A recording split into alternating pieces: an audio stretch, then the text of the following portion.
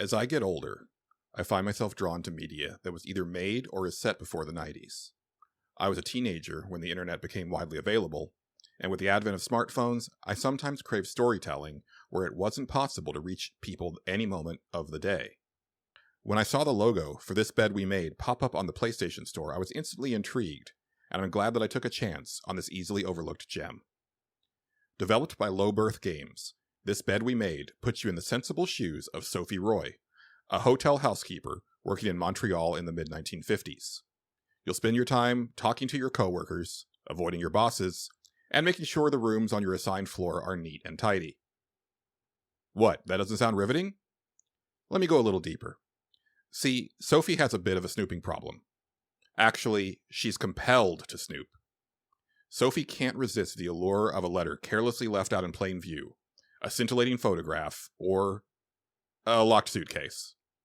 Yeah, Sophie's predilection towards invading the privacy of the hotel guests is rather egregious, but it's because of that desire to rummage through people's property that we arrive at the core of This Bed We Made's premise, piecing together the mystery that may or may not link some of the guests staying at the hotel during a blizzard.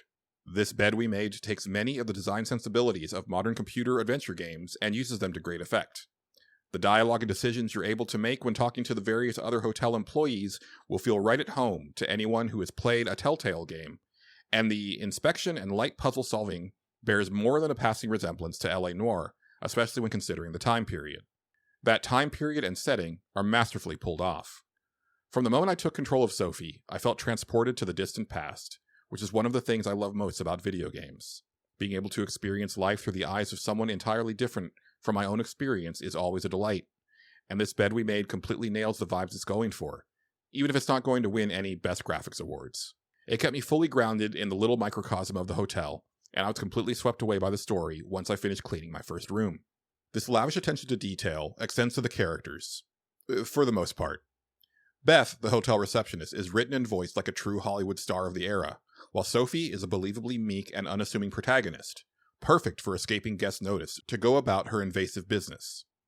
But there's just a few times that a bit of dialogue or line delivery is so clearly from modern day that it would occasionally take me completely out of the story. Your mileage may vary on this matter, but as someone who watched a lot of old Hollywood movies and enjoys classic sci-fi novels from the era, it stood out to me in a big way. Where This Bed We Made truly shines is in its focus on player action, or inaction as the case may be. The game takes into account a breathtaking amount of your decisions, be it something as major as standing up for a fellow employee that may be fired, to something as simple as choosing to ignore mopping up a wet spot on a hallway floor.